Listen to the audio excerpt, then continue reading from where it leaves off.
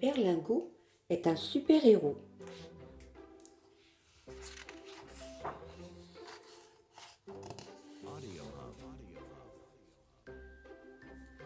Berlingot l'escargot veut devenir un grand costaud. Mais quand on est un escargot, il existe peu de chances pour qu'on dépasse la première feuille d'un coquelicot. Comme sa tante de Bourgogne dit souvent qu'il est un génie, notre petit escargot s'est mis en tête de trouver une solution pour révolutionner la vie des tout-petits. Il faut élaborer un plan pour que les escargots puissent être aussi hauts que les pavots, déclare fièrement Berlingot. Et pourquoi donc demande Papy Gris à son petit. J'en ai assez d'être un rikiki, je voudrais voir au-dessus des fleurs. Mais Papy Gris a trop de choses à faire pour continuer la discussion sur ce genre de rêverie. Malgré tout, il prend le temps d'aller chercher dans sa bibliothèque personnelle un livre très intéressant qu'il tend à Berlingot. Notre petit escargot est tout de suite captivé.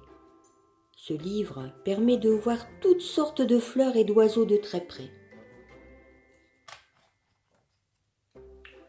Soudain, Berlingot rebondit puis roule. « J'ai trouvé! Je vais construire des ailes comme celles des oiseaux. Comme ça, je pourrai voir en vrai ce qu'il y a dans les coquelicots. » Berlingot met un sac sur sa coquille et le voilà parti pour une récolte de plumes. Son sac gonfle très vite car il en trouve des quantités sous les nids. Il est enchanté. De retour sous ses œillets préférés, il s'organise pour coller les plumes minutieusement. Les grandes plumes dessus, les plus petites en dessous. Impressionnant.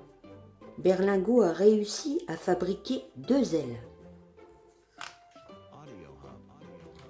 Ce n'est pas terminé. Berlingot a tout prévu. Avec une ceinture de son papy, il fixe les ailes de chaque côté de sa coquille. Maintenant, je me mets dans le sens du vent et j'attends bien sagement la prochaine bourrasque.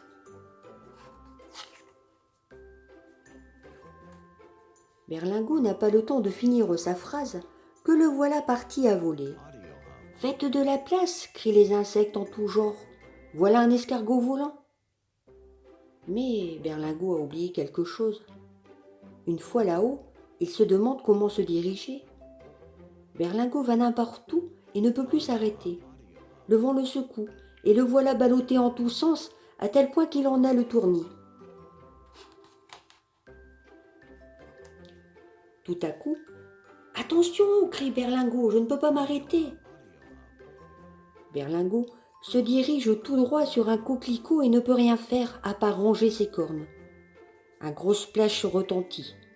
Berlingot atterrit au milieu d'une grosse fleur. « Ouf ! Je l'ai échappé belle, dit Berlingot en soufflant sur les plumes.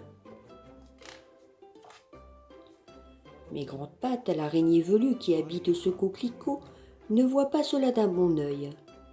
Les plumes se sont accrochées dans sa belle toile fraîchement tissée. Ce n'est pas un poulailler ici, hurle-t-elle. Tu ne fais pas partie des insectes volants. Es-tu bon à manger ?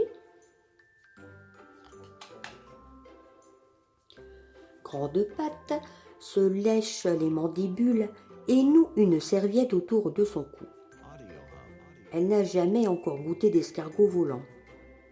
Mais peut-être n'y a-t-il rien de meilleur ?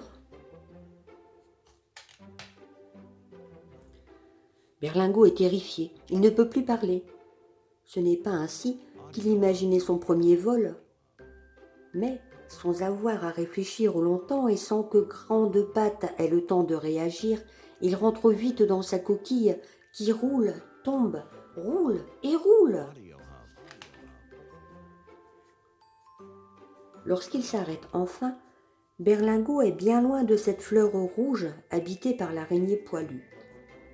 Il est un peu chamboulé, mais très heureux d'être sur le sol. Là, il se sent à l'aise, c'est son domaine. Finalement, ce n'est pas grave d'être petit. Ce qu'il y a dans les fleurs, il pourra le voir en lisant des livres avec papy gris, sans prendre le risque de rencontrer pour de vrai une araignée affamée capable de dévorer les escargots en une bouchée.